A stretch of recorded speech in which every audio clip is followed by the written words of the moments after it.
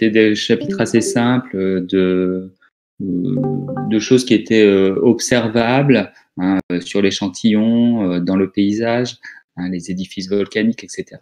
Donc, c'était des choses très descriptives. Alors que là, on va arriver sur des choses plus conceptuelles, hein, sur les processus qui sont qui correspondent au fondement du magmatisme. Alors, quand on avait vu en fait au premier chapitre de géologie, quand on avait vu la structure de la Terre, on avait vu une seule enveloppe qui était liquide, c'était le noyau externe. Et ce noyau externe, on avait vu qu'il avait une composition métallique formée de fer, d'un alliage de fer et de nickel. On vient de voir à partir du premier chapitre que on pouvait trouver au niveau des croûtes des roches magmatiques, hein, qui pouvaient être à l'affleurement, des roches plutoniques, des roches volcaniques, et puis des roches de toutes ces roches, eh ben, elles sont formées de minéraux qui s'appellent les silicates. Hein, c'est tous ces noms, pyroxène, olivine, feldspath, tout ça, c'est la grande famille en fait, la grande famille des silicates. Hein, c'est une grande famille du coup de minéraux. Et non pas de fer et de nickel. Donc ça veut dire que ce noyau externe ne peut pas être le réservoir de magma qui a donné en se solidifiant ces roches magmatiques. Donc ça veut dire que forcément, nos roches magmatiques, elles proviennent de la fusion partielle, non pas du noyau, puisqu'elles n'ont pas la bonne composition, mais de réservoirs qui ont une composition silicatée, à savoir le manteau et à savoir la croûte, et ou la croûte. Donc nous, dans ce chapitre-là, on va voir quels sont les processus qui sont responsables de la genèse d'un liquide magmatique, hein, donc de la genèse d'un liquide de roche, d'un magma. Donc comment on peut procéder à la fusion partielle. Et puis ensuite, on va voir comment peut évoluer justement ce liquide magmatique après sa formation, donc après la fusion partielle. Il va falloir qu'il remonte et puis on verra qu'il pourra se contaminer, qu'il pourra se différencier. Puis à un moment donné, bien évidemment, il se solidifiera, généralement en cristallisant. Est-ce qu'il y a des questions sur l'introduction? Bon, l'introduction était relativement simple à comprendre. Alors, là, on va rentrer en fait dans les processus de fusion avec des diagrammes pression-température.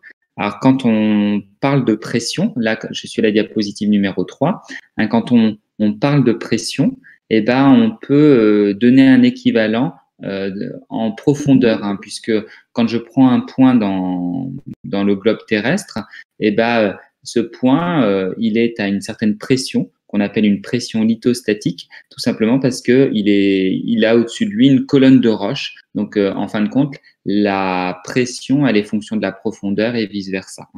Donc, c'est pour ça que sur le graphique, sur l'axe du coup des ordonnées, j'ai mis pression ou profondeur puisqu'il y a une équivalence entre les deux, hein, et on voit que 200 km de profondeur, c'est à peu près 7 gigapascales.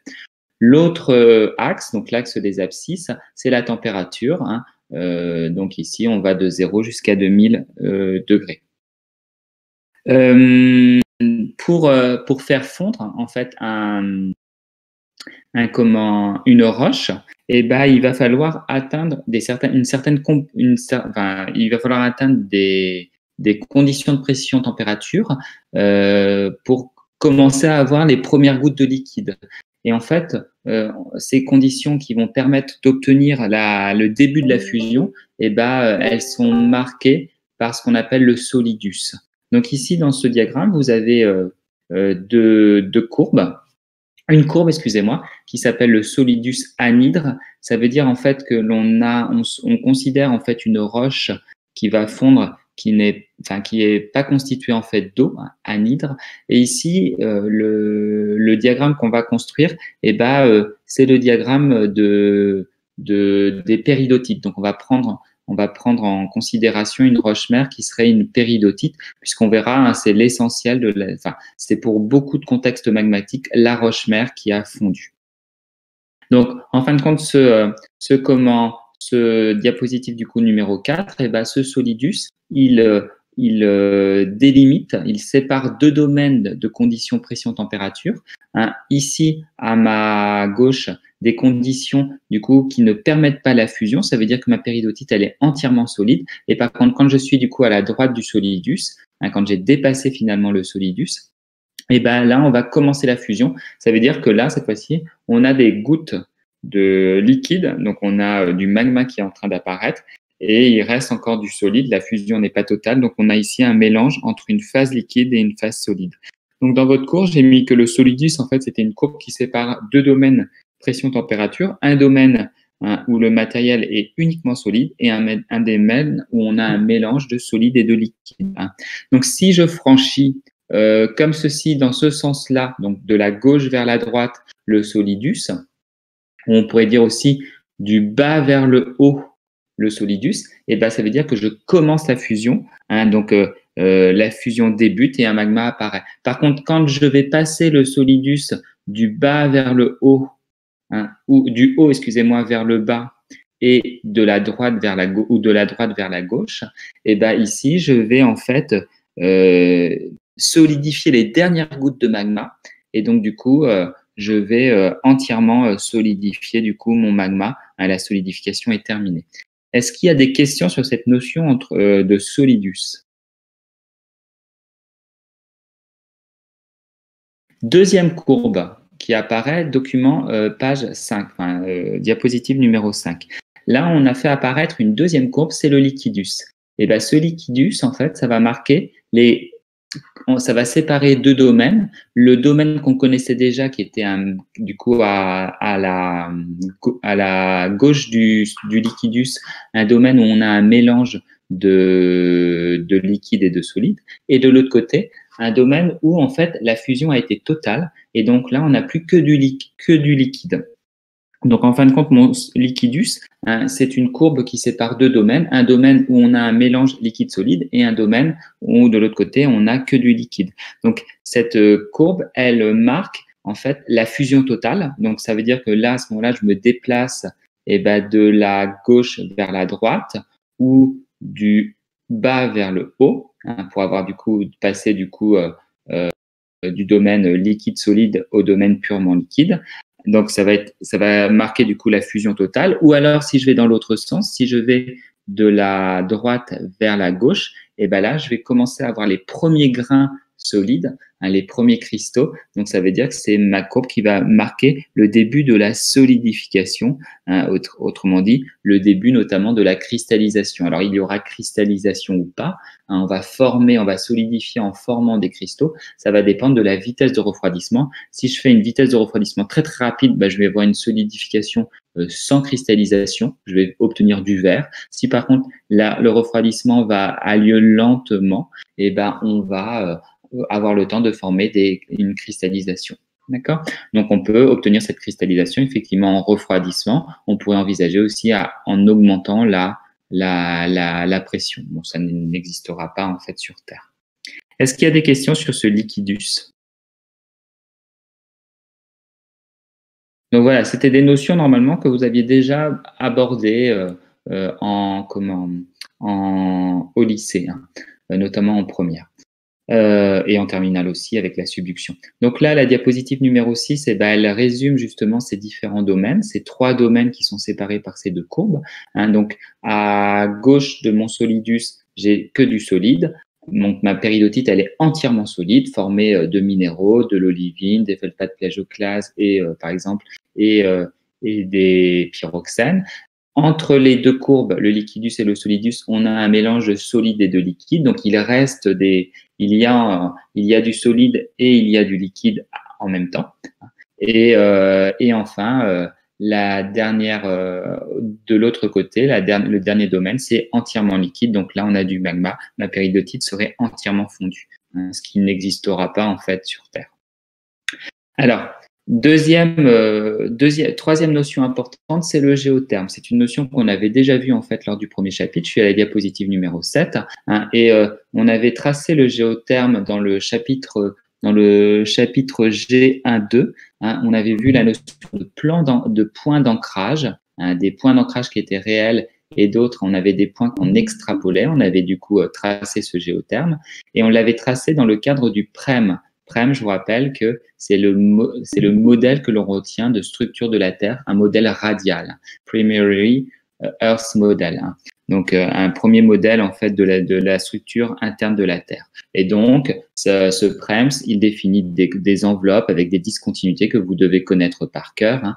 Je reviens pas là-dessus. Donc ici, vous aviez un schéma qui est sorti du coup du polycopier de ce chapitre, où on avait vu que, ok, il y avait le PREMS, mais qu'il y avait une certaine dynamique avec notamment des panaches, avec des subductions, et avec des zones où on avait des dorsales. On avait vu ces notions de convection avec la notion de couche limite thermique, qui correspondait du coup à la lithosphère et à la couche des secondes, et le cœur de la cellule, avec animé du coup de mouvement. Et on avait vu la notion de mouvement actif et de mouvement passif. Je vous invite à vraiment relire en fait ces notions-là, cette partie du chapitre. Alors ce géotherme, je vais le tracer ici. Donc je suis au niveau entre d'ailleurs une lithosphère continentale et je suis au niveau d'une lithosphère océanique en plein milieu en fait d'une plaque. Donc j'ai choisi cet endroit-là puisque c'est pas un endroit où il y a un contexte particulier. Donc je vais bien répondre aux conditions du PREM. Ça va être des conditions un peu moyennes. Et donc j'arrive à la diapositive numéro 8 et je me rends compte que mon géotherme, ici dans les 200 premiers kilomètres, dans les 100 premiers kilomètres, j'ai un géotherme qui est où on a une forte variation de température pour une faible variation de pression ou de profondeur. On voit bien qu'en 100 km simplement, je passe à peu près, on va dire, aller de 0 degré, on passe du coup à 1300 degrés. Je vous rappelle que c'est l'isotherme 1300 degrés qui définit la base de la lithosphère. Et du coup, en 100 km, comme ça, j'ai pris à peu près 1300 degrés. Donc, c'est ce qu'on appelle il y a un fort gradient et c'est ce qu'on appelle du coup un gradient conductif. Je vous rappelle qui n'est pas efficace dans le transfert de chaleur. Donc, du coup, ça veut dire qu'entre ma zone chaude et ma zone froide, il va y avoir un grand écart. Après, au-delà, donc à partir de 100 km et jusqu'à 200 km sur mon graphique, là, cette fois-ci, je vois que j'ai très peu de différence de température. Donc ici, j'ai pris simplement une 50, 70 à peu près degrés en simplement 100 km, 50 degrés peut-être en 100 km. Donc là, j'ai un gradient qui est très faible et c'est ce qu'on appelle un gradient adiabatique ou convectif. Ici, là, j'ai tracé du coup mon géotherme qui représente du coup mes conditions moyennes. Ici, des conditions moyennes chez la diapositive numéro 9, des conditions moyennes au niveau d'une lithosphère océanique en plein milieu d'une plaque. Et je vois bien que mes conditions, toutes les conditions que j'ai là, qui étaient présentes ici sur mon trait, quand je fais ici mon profil thermique, je suis loin du solidus. Alors, à un moment donné, effectivement, je m'en rapproche. Je vois bien au niveau notamment de la base de la lithosphère, on avait dit que c'était une zone qui était très, très ductile. Vous vous rappelez la LVZ, mais dès aussitôt qu'on continue à augmenter en profondeur, on voit bien qu'on s'éloigne du solidus. Donc, ça veut dire que ça reste ductile, mais beaucoup moins ductile que au niveau de la LVZ. La LVZ, c'est à peu près ces 100 premiers kilomètres. Et je vois bien que j'ai pas recoupé le solidus. Donc, du coup, j'ai pas de magma. Donc, en fin de compte, normalement, sur Terre, il ne devrait pas y avoir de magma silicaté si toutes les conditions de la Terre étaient représentatives, étaient représentées par le modèle PREMS. Donc, ça veut dire PREM. Ça veut dire que du coup, pour que j'obtienne des magmas, il me faut des conditions anormales, des conditions un peu extraordinaires qui s'écartent de ce modèle PREM. Est-ce qu'il y a des questions sur ces notions? Donc, sur cette partie-là, il faut vraiment savoir ce que c'est qu'un liquidus, ce que c'est qu'un solidus, ce que c'est qu'un géotherme. C'est vraiment la base pour ce chapitre. Si vous ne maîtrisez pas ces notions, vous ne serez pas capable de comprendre la suite. Donc ça, c'est très, très important. Donc, du coup, pas de formation du coup de magma normalement. Ça veut dire que comment je peux obtenir, je suis à la diapositive numéro 10, comment je peux obtenir du coup un magma à partir, par exemple, de ce point-là? J'ai trois possibilités. si je veux franchir du coup le solidus, eh ben, la première possibilité, diapositive numéro 11, eh ben, et c'est ce qu'on conçoit le plus aisément, c'est d'augmenter la température. Donc là, regardez, si je déplace mon point en augmentant ma température, alors que je laisse ma pression constante, eh ben, je fais ce qu'on appelle un échauffement isobare et à un moment donné, eh ben, je vais franchir le solidus et je vais commencer à faire fondre ma péridotite. Donc, je vais avoir un début de fusion. Donc ça, c'est la première méthode. On peut faire de l'échauffement isobare. Deuxième méthode, une méthode que vous avez vue au lycée, donc chez la diapositive numéro 12. Là, cette fois-ci, je vais garder la température constante, mais par contre, je vais baisser la pression. Donc, au lycée, vous aviez appelé ça la dépressurisation. La dépressurisation. Nous, on va l'appeler là en prépa maintenant la décompression adiabatique. Donc, décompression adiabatique, ça veut dire à peu près à température constante. Donc, si finalement je fais remonter mes péridotites vers la surface et qu'elles gardent une température quasiment constante, à un moment donné, elles vont franchir finalement le solidus et démarrer leur fusion. Alors que tout à l'heure, il fallait que mes péridotites restent au même niveau, mais qu'on leur apporte de la chaleur et du coup, leur température va augmenter.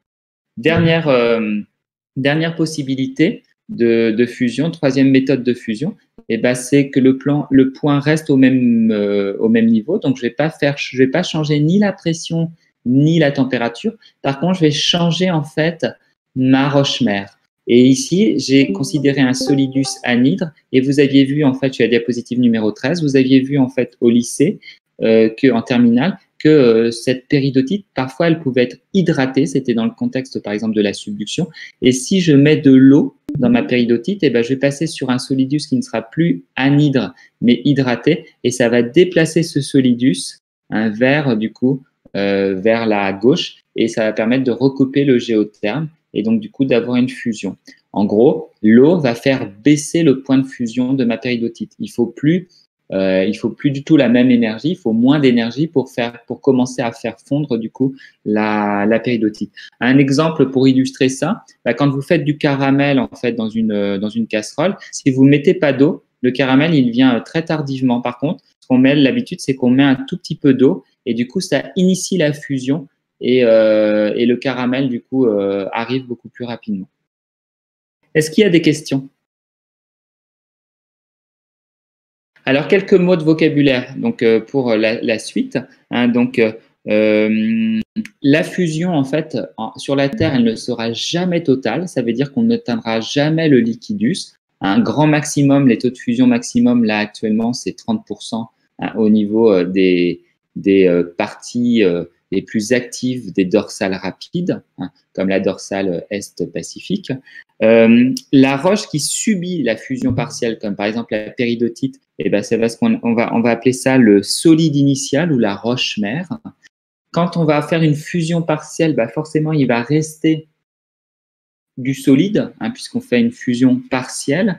Et ben, ce solide qui restera à la fin de la fusion, hein, c'est ce qu'on va appeler le solide résiduel ou la roche résiduelle, qu'on a l'habitude aussi d'appeler la restite.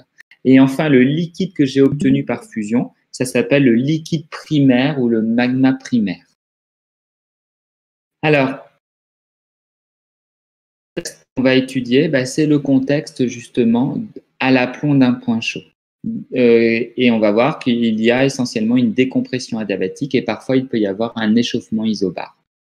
Alors, diapositive numéro du coup 15, c'est pour reprendre justement ce que c'est qu'un point chaud, parce que c'est plutôt un panache. Alors, il faut faire attention. Souvent, on confond point chaud et panache. En fait, le point chaud, le hotspot, c'est la zone à la surface de la Terre qui montre justement des volcans actifs. Par exemple, si vous allez au niveau de la Réunion, vous êtes en plein milieu d'une plaque et il y a un volcan qui est actif. Et ben, la Réunion, elle fait partie de cette zone qui s'appelle le point chaud, le hotspot. Et en dessous de ce point chaud, donc le point chaud, c'est à la surface. Hein, donc, on peut avoir d'autres exemples. Hein. En Polynésie, par exemple, au niveau de Papeete, de Tahiti, hein, et ben, on a justement on a un point chaud, puisqu'on a encore un volcan actif.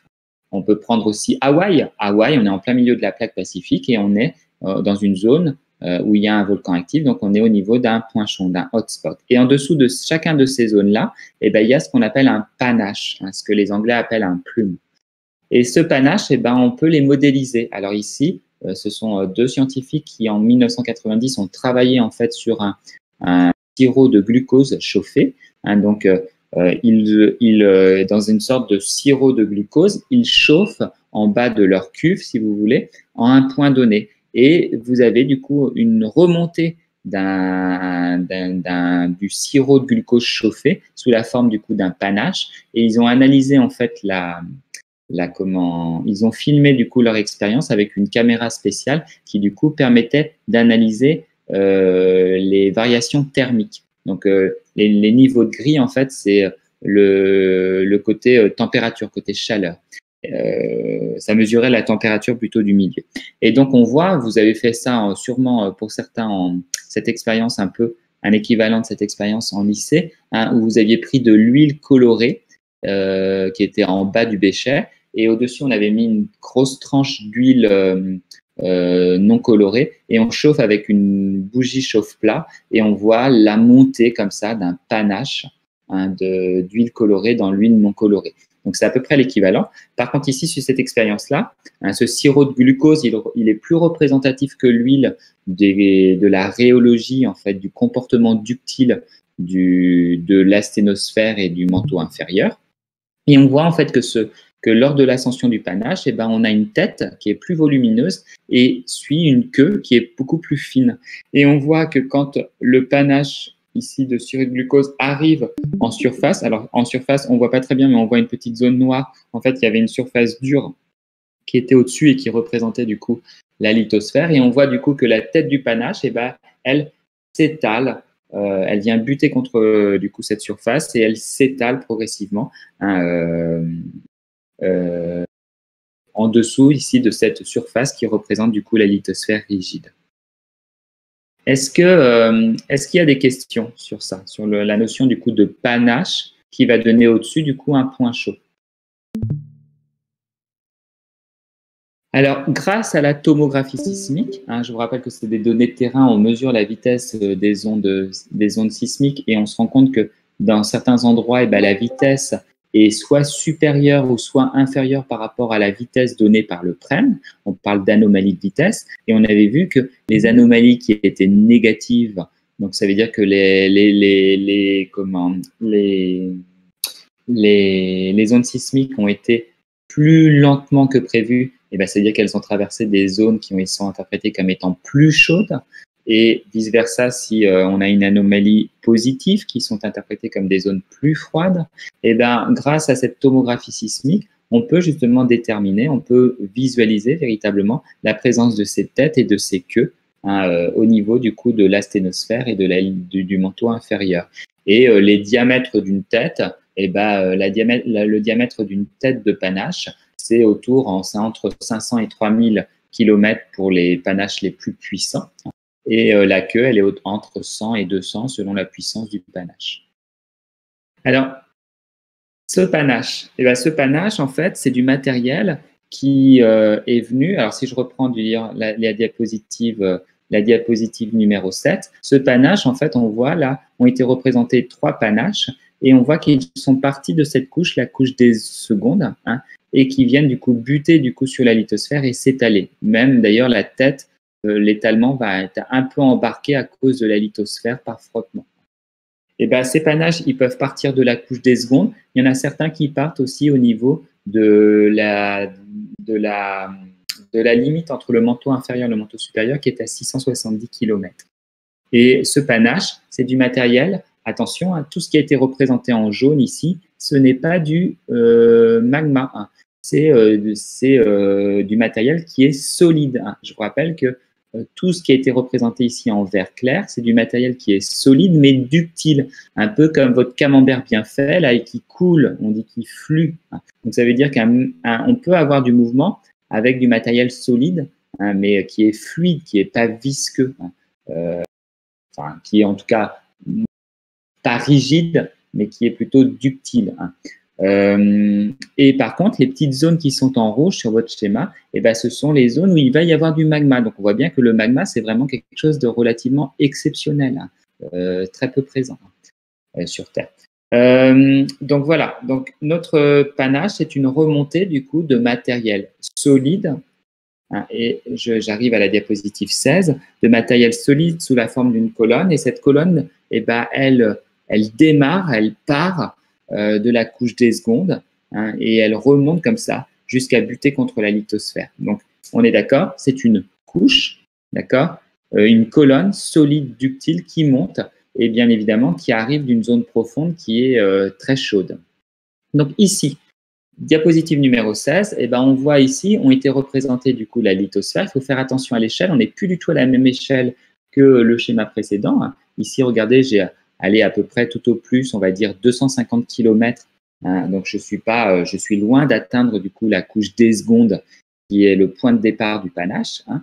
Et on a représenté ici la lithosphère en bleu, en vert, et là en vert. Donc elle est essentiellement pour l'essentiel, c'est du manteau. Hein. Il y a une toute petite croûte qui fait simplement 7 km d'épaisseur, ou alors qui en fait 30 si c'est de la croûte continentale. Et puis a été dessus posé un gros volcan, hein, qui est justement ces volcans de lave, ce qu'on appelle ces volcans boucliers comme Hawaï, hein, qui ont un diamètre à la base qui est énorme et qui sont les reliefs les plus élevés sur Terre. Et juste en dessous, eh ben, on a justement donc ça veut dire que cette zone-là, c'est un point chaud. Hein, donc là, le Z', on pourrait appeler ça un hotspot, un point chaud. Et dessous, du coup, ça traduit la présence d'un panache. Ce panache mantélique, eh ben, on voit qu'il donne lieu, du coup, cette remontée, il donne lieu à des anomalies thermiques. Et bien évidemment, plus je suis au cœur du panache, et plus la température est élevée par rapport au PREMS. Hein, on obtient jusqu'à des températures qui sont ici à 200 degrés. Donc, ça veut dire que ici, si je me place ici, hein, si je suis ici à 100 km, mon PREM, il me dit qu'à 100 km, je suis autour de 1300 degrés. Et bien là, je suis anormalement chaud. Je suis plutôt à 1500 degrés, hein, 200 degrés de plus. D'accord ? Et plus je m'écarte de l'axe central du panache, et bien évidemment, plus mon anomalie thermique est de plus en plus faible. Et puis à un moment donné, quand je suis là, dans cette zone-là, eh ben, je retrouve les conditions qui sont données par le PREM. Donc autrement dit, des conditions normales, des conditions moyennes. Je ne suis plus dans les conditions anormales exceptionnelles du panache. Est-ce qu'il y a des questions? Parce que cette diapositive, elle a posé problème pour beaucoup, enfin pour certains, vous m'avez posé des questions. Donc là, je suis du coup sur un panache qui a une puissance moyenne, enfin classique. Hein. On a une anomalie au maximum de 200 degrés, mais certains panaches peuvent aller jusqu'à 400 degrés d'anomalie et d'autres sont beaucoup plus petits, beaucoup moins puissants et vont être simplement à une anomalie de 100 degrés. Alors, si maintenant je prends mes péridotites, par exemple, si je prends mes péridotites, par exemple, la péridotite qui serait au point X, et ben, ou par exemple ici, une péridotite qui serait en bas, par exemple ici, à 200 km, et ben, si elle fait partie de ce panache, elle va être animée, elle va être prise dans un courant ascendant actif, donc mon courant va l'embarquer vers le haut, et par exemple, elle va passer du coup de X à Y. Alors, je ne sais pas pourquoi ils ont mis X' et Y', enfin de X à Y. Ça veut dire que lors de ce trajet, eh ben, on voit bien que, bien évidemment, je me suis rapproché de la surface, donc ça veut dire que la colonne de roche au-dessus de ma péridotite est de moins en moins haute. Ça veut dire que la pression va du coup diminuer. Par contre, on voit bien que la température, eh ben, la température va peu être modifiée. En fait, il va y avoir peu d'inertie thermique. Autrement dit, ma péridotite, elle va pas tellement perdre en température, et par contre, elle va perdre en pression, et du coup, il va y avoir ce qu'on appelle une décompression adiabatique qui va conduire à la fusion. Et du coup, ici, dans toute cette petite zone rose, eh ben, c'est la zone où se fait du coup la fusion partielle. Donc, ça veut dire qu'en bas de cette zone, la fusion commence. Et puis, quand j'ai atteint ici cette zone-là, la fusion est terminée. Et ensuite, eh ben, les magmas vont être collectés, hein, on verra ça, hein, vont être collectés, vont pouvoir passer dans des fractures et remonter vers la surface pour donner du coup des coulées. Ici, dans le cadre de volcans de point chaud, des coulées très fluides qui donnent ces volcans boucliers. Donc, première condition de fusion, eh ben, c'est si mes péridotites en fait sont au sein de mon panache, eh ben, elles subissent du coup une décompression adiabatique qui vont conduire à leur fusion partielle. Par contre, si je prends par exemple une péridotite qui serait par exemple ici, hein, ou alors voilà, qui serait ici, hein, et qu'on imagine que ma colonne, c'est juste que le panache en fait ce soit juste cette petite partie-là. Et ben, ou même, par exemple, si je prends par exemple des péridotites qui sont là, juste à la base de la lithosphère, et ben, quand mon panache va remonter, il va apporter bien évidemment de l'énergie thermique, de la chaleur, et ces péridotites qui étaient là, et ben, elles vont se faire chauffer. Par contre, elles sont restées à peu près à la même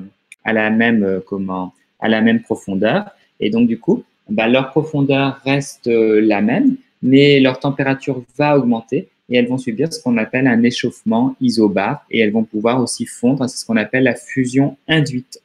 Donc, deux processus de fusion. Soit on considère les péridotites dans le panache et à ce moment-là, ces péridotites remontent, perdent de la pression, leur température diminue pas tellement et elles subissent du coup une fusion partielle par décompression adiabatique. Et si par contre je considère les péridotites qui sont juste à côté du panache, eh ben, elles vont recevoir de l'énergie thermique, donc à la même profondeur, elles vont voir leur température augmenter et elles vont pouvoir fondre par échauffement isobare. Donc cette fusion, eh ben, je peux la représenter dans mon diagramme. Alors, est-ce qu'il y a des questions sur cette partie? Cette fusion, donc, elle va avoir lieu autour de 100 km de profondeur avec des taux de fusion qu'on verra tout à l'heure. Oui, je reviens. Du coup, ici, je vais représenter dans mon diagramme pression-température, et ben justement une zone, la zone qui est ici, qui est au niveau d'un point chaud, juste au niveau finalement d'un panache. En dessous, il y a un panache. Et du coup, mon géotherme, eh ben, il donne ceci. Hein, c'est-à-dire qu'on voit, mon géotherme, il est décalé de 200 degrés par rapport au géotherme du PREM. Hein, et ça veut dire quoi? Ça veut dire que là, je représente dans mon diagramme que je peux réaliser un échauffement isobare. Et ma péridotite, qui était à l'origine, par exemple, ici, à 1250 degrés, avec l'arrivée du point chaud, eh ben, elle va être décalée et elle est coupée le solidus et on va avoir un tout petit peu de fusion. C'est-à-dire que la petite zone ici, je suis à la diapositive 19, la petite zone, en fin de compte, qui apparaît du coup en rose clair ici, hein, qui est au-delà du solidus, c'est la zone qui représente du coup la fusion. Donc on voit bien que là, on est très proche, enfin on a à peine dépassé le solidus, on est très loin du liquidus. Donc là, on voit bien que la fusion partielle, eh ben, ce sera quelques pourcents. On va avoir un taux de fusion partielle de 1, 2, 3, 4%, pas beaucoup plus. Donc là, ce que j'ai mis en rose, c'est le géotherme qui est à l'aplomb d'un point chaud. C'est-à-dire, dans cette zone-là, je suis plus dans une zone comme ça qui est à l'équilibre, entre guillemets, ou qui est très loin de ces processus anormaux. Est-ce que c'est compris? Alors, ces points chauds, eh ben, on avait vu que justement, ces points chauds, ils vont donner régulièrement, donc si je reviens à la diapositive ici, numéro 16, eh ben, ils vont donner régulièrement du magma, et ce magma va remonter, et comme la lithosphère se déplace, eh ben, on va avoir la création comme ça de volcans successifs qui vont être alignés, et cet alignement traduit d'ailleurs la lithosphère. Je vous rappelle qu'on avait pu déterminer ainsi des sens et des vitesses de déplacement des plaques. Donc, l'activité volcanique de ces points chauds va donner des alignements de volcans. Et du coup, à la diapositive numéro 22, eh ben, on voit tous les points chauds qui ont été représentés, qui sont présents actuellement. Et on a tracé des lignes qui représentent du coup les alignements de volcans. Je vous rappelle que plus le volcan est éloigné par rapport au volcan actif et plus il est ancien. Alors, carte, le document 22, là, elle vous donne justement ces terrains volcaniques qui sont liés à l'activité des points chauds. Et on voit très clairement que ça donne notamment des lignes. Par exemple, ici, on a le point chaud en fait de Hawaï et on voit que l'on a un alignement et on voit que d'ailleurs l'alignement est cassé à un moment donné. Hein, il y a une rupture. Hein, on avait étudié ça et on avait montré que la plaque pacifique, à un moment donné, elle avait changé de direction de déplacement. Donc, effectivement, on voit des alignements de volcans. Hein. On en voit ici en domaine continental. Hein. Là, on en voit aussi un qui est très visible. Hein. Parfois, il y a aussi des volcans en domaine donc c'est le domaine océanique, en domaine continental. Et puis parfois, on voit bien qu'il y a des grandes zones qui sont recouvertes. Hein. Donc, c'est ce qu'on appelle les traps quand on est en domaine continental. Et quand on est en domaine océanique, on appelle ça les plateaux océaniques. Donc, on a l'exemple des plateaux des Kerguelen, et ici les traps de Sibérie ou les traps du Décan, hein, ici. Et en fait, comment on explique ça? Eh ben, en fait, on explique le point chaud quand il est capable, en fait, quand il va mettre en place des traps ou des plateaux océaniques, c'est-à-dire des quantités énormes de magma. Les traps du Décan, c'est des coulées volcaniques sur 2 km qui sont empilées sur une surface qui est proche de celle de la France. Hein. Regardez les traps de Sibérie. Vous imaginez ici, c'est quasiment un continent, hein, à l'échelle d'un continent. Et ou le plateau des Kerguelen, qui est une quantité énorme de magma émis, et ça correspondrait en fait à la tête. Donc, je reviens à ma diapositive de modélisation analogique. Ça correspondrait en fait à la fusion partielle de la tête. Donc, la tête, c'est un volume de matériel qui est beaucoup plus important, qui va être plus chaud, hein, notamment les points chauds qui sont très très puissants, là, qui ont une anomalie thermique à plus 400 degrés. Et quand cette tête va fondre, elle va donner des quantités de magma énormes. Et du coup, ce magma, quand il va se perforer du coup la lithosphère, hein, remonter par la lithosphère, il mettra en place des coulées gigantesques qui vont s'empiler. Donc, si c'est sur un continent, les traps. Si c'est sur un océan, enfin, si c'est sur une lithosphère océanique, ça donnera un plateau océanique. Et puis, une fois que la tête a fondu, ce sera la queue qui va fondre. Et là, les quantités de magma seront beaucoup moins importantes et ça donnera du coup des volcans, hein, on aura une activité plus épisodique, hein, moins importante et continue dans le temps. Donc là, ce sera beaucoup moins important et plus discontinu dans le temps. Et ça nous donnera du coup des alignements de volcans. Alors, un des exemples qui est très joli, c'est l'exemple de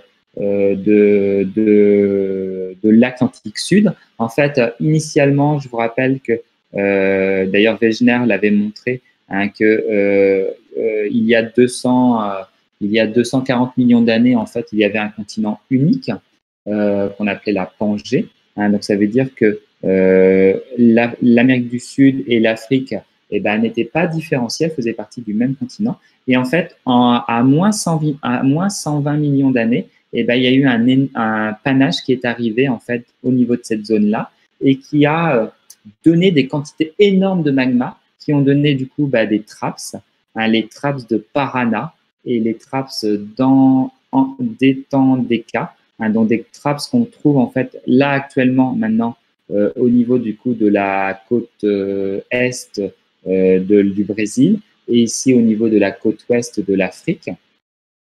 Et puis, une fois que cette tête a subi sa fusion partielle et a donné du coup cette quantité de magma énorme qui a donné les traps, ça a contribué à la formation d'un rift d'abord continental, mais qui a été jusqu'à l'océanisation.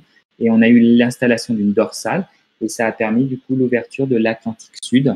Hein, donc, c'est ce qu'on appelle le rifting actif. Et ce point chaud, ce panache, il est encore présent au niveau d'une île qui s'appelle Tristan d'Acunha, hein, et il fonctionne encore et il donne des volcans, hein, et il a permis de donner des alignements de volcans, hein, qui sont matérialisés ici. Donc, si je reviens, hein, vous avez ici les alignements des volcans qui sont là et les traps qui sont là. Et on en a un peu moins qui sont représentés ici en Afrique. Est-ce qu'il y a des questions là-dessus? Alors, j'attire votre attention, hein, c'est que je vous ai donné des noms dans le cours qu'il faudra retenir, notamment les volcans, en fait, les basaltes qui vont être formés par les points chauds, hein, au niveau des points chauds, par ces panaches, et on va les appeler des OIB, pour Ocean Island Basalt, hein, des basaltes de îles océaniques, et ce terme, on le retrouvera plus tard dans le cours. Alors, par contre, je vous ai mis aussi le nom, en fait, scientifique, mais je vous l'ai mis entre parenthèses, donc c'est pas à retenir pour les basaltes qui forment les plateaux océaniques et les traps, hein, ce qu'on appelle les OPB, hein, les Ocean Plateau Basalt, et les CTP, les Continental Tholeiitic Basalt. Ça, c'est pas à retenir, d'accord? Mais par contre, OIB, c'est vraiment à retenir. Alors, deuxième contexte, le contexte de la dorsale océanique qu'on va relier aussi au rift continental. Et là, on va voir qu'il y a une décompression adiabatique. Ici, diapositive 25, je vois en fait que je vous ai remis en fait une figure du polycopier du deuxième chapitre de géologie qu'on avait fait G1-2, hein, où ici on a la présence d'une dorsale rapide avec, on voit bien ici les différentes couches de la croûte océanique, hein. En bleu foncé, hein, ça représenterait du coup les basaltes, hein, les basaltes en pylônes. Ensuite, en bleu clair, on pourrait imaginer que il s'agit en fait des filons de dolérite, ce qu'on appelle aussi les basaltes en filons, hein. Et enfin, en dessous, là, le bleu intermédiaire, il s'agit en fait des gabbros. Donc ici, j'ai la croûte continentale. En dessous, qui a été représenté en gris avec des petites croix, c'est le manteau lithosphérique, donc des péridotites qui sont rigides. Et du coup, le trait noir qui est ici, hein, et qui sépare du coup le gris avec des petites croix et le gris sans petites croix, c'est justement l'isotherme 1200 degrés. Autrement dit, c'est la limite entre la lithosphère et la sténosphère. Et on voit que ici, au niveau de l'axe de la dorsale, on a une zone où il y a du magma, du liquide qui a été représenté en noir. Il s'agit du coup de la chambre magmatique. Et on voit que par des failles, le magma peut rejoindre du coup la surface et s'épanche, hein, au fond comme ça de l'océan, hein, au niveau de l'axe de la dorsale, hein, et donne du coup ces coulées. À l'aplomb, ce que j'ai, c'est que j'ai des mouvements ascendants qui ensuite s'étalent, hein, progressivement, hein, qui fluent latéralement, hein, et on avait vu que ces mouvements ascendants, c'était des mouvements passifs. Donc, ça veut dire que si je prends ma péridotite ici, ça va être pareil. Ma péridotite, elle va être prise dans un mouvement ascendant. Ça veut dire qu'elle va avoir sa pression diminuée, alors que sa température va assez peu varier. Et du coup, je vais me retrouver avec une fusion partielle par décompression adiabatique. Alors ici, c'était une dorsale qui était rapide. Là, vous avez le cas d'une dorsale lente, où là, la production de magma sera beaucoup moins importante. Le taux de fusion sera beaucoup plus faible. Donc, j'y reviens pas. Hein, j'y reviens pas parce que vous allez revoir tout ça avec M. Cross l'année prochaine. Alors, du coup, au niveau de ma dorsale, si je regarde mon profil thermique chez la diapositive numéro 27, ce que je vois, c'est que je vois que tous mes isothermes, hein, mon isotherme 1300 degrés qui devrait être à 100 km de profondeur comme ça en horizontal, on voit bien qu'au niveau de l'axe de la dorsale, cet isotherme, il remonte vers la surface. Hein, tous mes isothermes, finalement, sont remontés vers la surface. Et on voit bien d'ailleurs que le sommet la base de la lithosphère est anormalement très superficielle. Si je reprends mon diapositive là, on voit bien que ici, ma limite entre ma lithosphère et mon asténosphère, elle se situe à quelques kilomètres, alors que normalement, elle doit être située à moins 100 km.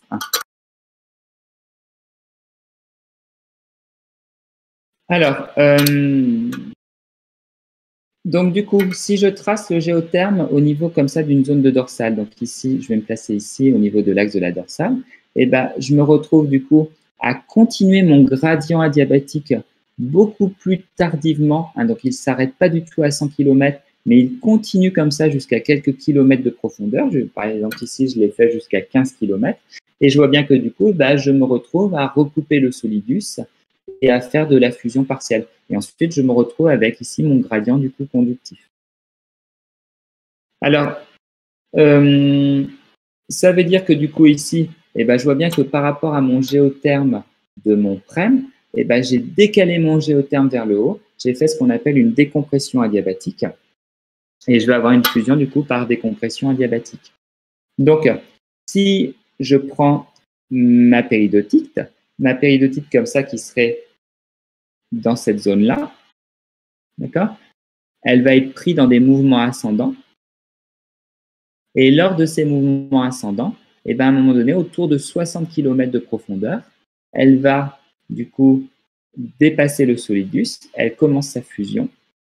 Et la fusion, elle va la terminer quand elle va repasser du coup le solidus autour de, allez, on va dire, une dizaine de kilomètres de profondeur. Et on voit bien que ici, par rapport à tout à l'heure, la fenêtre de fusion était toute petite. Là, la fenêtre de fusion est beaucoup plus importante. Hein, le taux de fusion n'est pas de quelques pourcents comme un panache, comme la queue d'un panache classique, mais là, on va pouvoir atteindre jusqu'à 20-25% de fusion. Ce liquide qui va être obtenu, il va donner un liquide basaltique qui donnera du coup des basaltes de rides océaniques, ce qu'on appelle des morbes. Donc ce terme-là, il faudra aussi le retenir. Donc les basaltes qui seront mis en place, c'est des mid-ocean ridge basaltes, donc des basaltes de rides océaniques, hein, de dorsales océaniques, hein, qu'on appelle aussi morbes. Alors ces contextes de dorsales, vous pouvez le retrouver dans un autre contexte qui est le contexte en fait du bassin d'arrière-arc. Donc je vous l'ai mis simplement en remarque, mais là vous voyez que vous avez une subduction, avec une subduction d'ailleurs de type cordillère, et suite, comme ici la plaque plongeante, elle va se rétracter, ça va générer une zone d'extension qui est en arrière de l'arc insulaire, enfin de l'arc volcanique, hein, donc autrement dit de la cordillère. Et cette extension, elle peut parfois aller jusqu'à justement l'océanisation, c'est-à-dire qu'on va avoir la création d'un rift continental, et puis le rift va évoluer jusqu'à former du coup une dorsale, et du coup on a ce qu'on appelle un bassin d'arrière-arc. Et ici, on va avoir des remontées de péridotite, et on va avoir exactement le même processus qu'une dorsale classique. Est-ce qu'il y a des questions sur cette dorsale? Moi, monsieur, j'ai une question concernant le taux de fusion. Oui. Comment est-ce qu'on explique que pour une dorsale, le taux de fusion il soit beaucoup plus important que, par exemple, au niveau des panaches pour la queue ou la tête? Alors, tu vois ici, en fait, si tu veux, en réalité,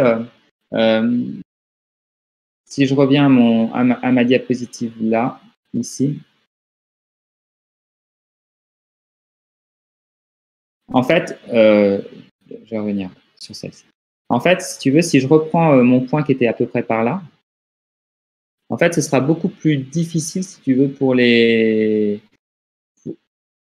la décompression adiabatique, c'est assez simple à faire, en fait.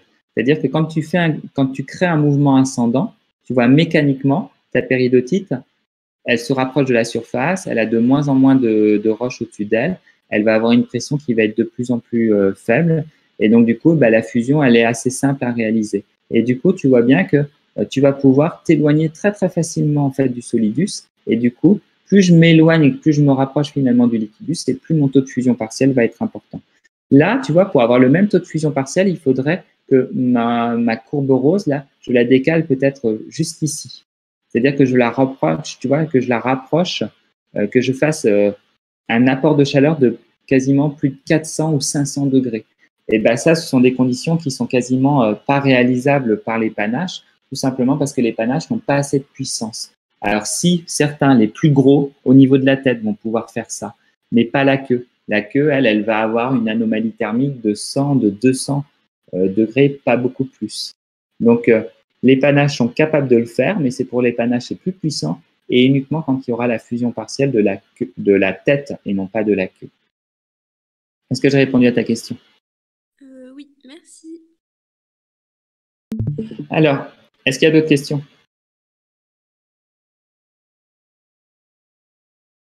Alors, les rifts, le rifting, donc les rifts continentaux seront aussi des domaines où il va y avoir aussi de la décompression adiabatique. Hein, donc, le rift, eh ben, je vous rappelle qu'il y a deux types de rifting, le rifting actif et le rifting passif. Dans le rifting passif, c'est uniquement de l'extension de lithosphère. Donc, si je prends une lithosphère continentale et que je lui exerce du coup de l'extension, comme par exemple ce qui se passe au niveau d'un bassin d'arrière-arc, et bah, du coup, progressivement, il va y avoir un amincissement de la lithosphère par le jeu de failles normales et par aussi la remontée hein, de l'isothermie de 300 degrés. Et à un moment donné, et bah, on voit bien que ici, hein, je vais créer du coup une remontée de péridotite en dessous du rift et cette remontée va générer du coup une décompression adiabatique qui va, qui va donner du coup de la fusion partielle. L'autre rifting, c'est le rifting actif. Et ben, dans ce cadre-là, en fait, de rifting actif, cette fois-ci, ça va être d'abord une remontée hein, de la sténosphère, généralement en fait c'est lié à un panache, donc il va y avoir un point chaud en fait qui va venir comme ça buter contre la lithosphère continentale. Ça va créer en fait une anomalie.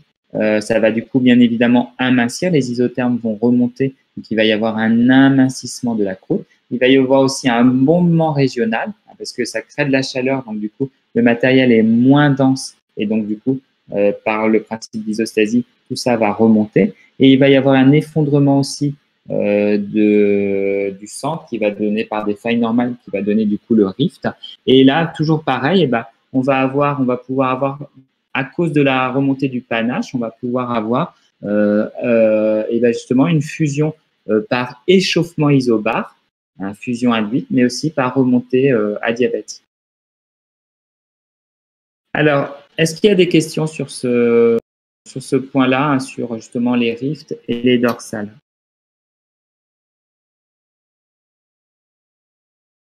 Pas de questions?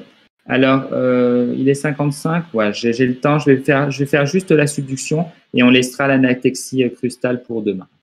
Alors, bah, la subduction, je vais passer assez vite en fait, parce que vous l'avez vu en terminale. Hein. Je vous rappelle que dans une zone de subduction, en fait, on a une lithosphère océanique qui plonge sous une autre lithosphère, qui est soit continentale quand c'est une subduction de type cordillère, comme ici, soit une lithosphère océanique, on parle à ce moment-là de subduction de type arc insulaire.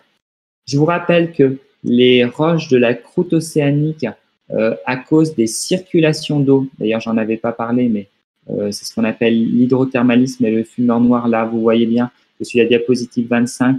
En fait, ici, ont été représentés par des petits pointillés de l'eau de mer qui s'infiltre par les failles normales, qui se réchauffe au contact du magma et qui devient moins dense et qui repart.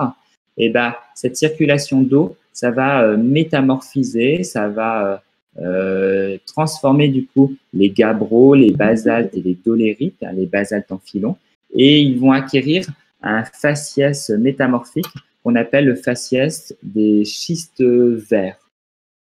Les minéraux en fait vont récupérer en fait de l'eau. Hein. En gros, les minéraux vont être hydroxylés. Donc ici, tout ça, vous reviendrez en deuxième année. Hein, vous avez du coup la croûte océanique qui a incorporé de l'eau, d'ailleurs aussi la péridotite. Et puis, toute cette lithosphère, elle va être embarquée dans la subduction. Ça veut dire qu'elle va connaître des conditions de pression et de température qui vont augmenter. La pression va augmenter, la température aussi va un peu augmenter. Et il va y avoir du coup des transformations minéralogiques des roches, autrement dit du métamorphisme. Et du coup, mes roches, hein, qui étaient du faciès de schiste vert, vont passer au faciès des schistes bleus. Puis ensuite, elles vont passer au faciès des éclogites. Et les minéraux qui vont se transformer, eh ben, ils vont se transformer. Les transformations vont être des déshydratations, c'est-à-dire que ça va libérer de l'eau. Et l'eau, du coup, va s'échapper et va aller rejoindre le coin de manteau lithosphérique de la plaque chevauchante. Il y a aussi une autre déshydratation, c'est que les sédiments qui recouvrent la croûte océanique sont aussi chargés en eau et vont aussi subir une déshydratation. Donc du coup, on a ici une péridotite qui n'a plus une composition anhydre, qui n'est plus sans eau, qui va présenter de l'eau. Et si je trace du coup le solidus hydraté de la péridotite, on voit bien que c'est pas du tout la même chose. Si je me place à une pression donnée, je vois bien que la température pour fondre une péridotite hydratée avec de l'eau, elle est beaucoup plus faible. Regardez ici, hein, elle se situe ici à 750 degrés pour une profondeur de 100 km, alors que normalement, elle devrait se situer à plus de 1500 degrés. Donc, la température de fusion était quasiment divisée par 2. Et du coup, ici, eh ben, même avec un géotherme moyen, je fais de la fusion. Alors, le géotherme, si je trace le géotherme au niveau d'une zone de subduction, il ne va pas être représentatif du géotherme moyen, il sera un peu différent. Alors, on voit bien que dans une première partie, hein, au niveau en fait, de la lithosphère, enfin, au niveau de cette zone-là, hein, de toute cette zone-là, de la cordillère ou de l'arc insulaire, et ben, le géotherme est un tout petit peu plus élevé parce que c'est dû notamment à la présence de magmatisme, hein, il y a beaucoup de magma. Mais après, vous voyez bien qu'il y a toute une anomalie très négative ici. Ben, en fait, ça correspond tout ça, toute cette zone-là, ça correspond tout simplement à la partie où je passe ici dans la lithosphère qui est plongeante. Mais néanmoins, vous voyez bien qu'il y a toute une petite zone là, et ben, où je dépasse le solidus hydraté et où du coup je fais de la fusion partielle. Et la fusion partielle ici, alors vous voyez bien que le taux de fusion il va être, si je l'estime, 10-15%. Hein. Si je trace une droite là, je suis à peu près à 10-15% d'atteindre le liquidus. Et ici, c'est une fusion partielle par modification du solidus par hydratation. Hein, donc ici, j'ai tracé le géotherme à la ponte d'un arc insulaire et d'une dorsale. Et donc, du coup, ce schéma-là, il va falloir que vous le refassiez. Hein, il faudra l'apprendre, il faudra connaître ces géothermes et ces solidus et liquidus hein, pour être capable de décrire du coup les conditions de fusion partielle d'une péridotite dans les différents contextes. Et vous voyez bien que toutes les zones que j'ai mis ici, que j'ai coloriées, c'est les zones où il y a de la fusion. Une fois que les magmas seront formés, ils pourront remonter par des failles, par des fractures jusqu'à la surface et donner du coup du volcanisme. Et ils garderont lors de cette remontée, hein, comme il y a toujours ce phénomène d'inertie thermique, hein, un magma, ça met du temps à se refroidir. Hein. Pour vous donner une idée, une ordre d'idée, quand le magma est dans un pluton à quelques kilomètres de profondeur, hein, on va dire 10-15 kilomètres de profondeur, ça peut mettre jusqu'à 100 000, voire 1 million d'années pour que le magma il se refroidit. Donc, vous imaginez bien l'inertie thermique, ça refroidit très, très lentement. Et quand ce magma il remonte comme ça en surface, il ne va quasiment pas perdre de température. Et vous voyez bien que c'est relativement intéressant parce que vous voyez bien qu'un magma qui est produit par des zones comme les dorsales ou comme par les points chauds, c'est un magma qui va arriver avec une température très élevée.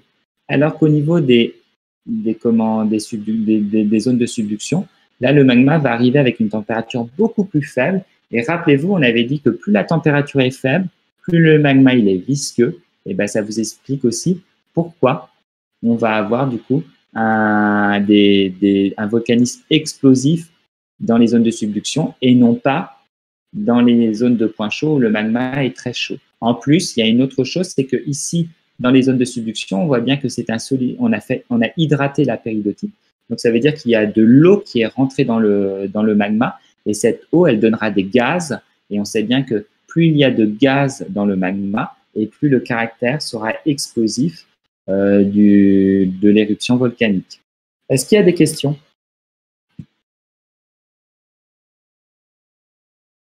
Pas de questions? Alors, du coup, je laisse la dernière partie. Donc là, on a vu toutes les conditions de fusion d'une péridotite.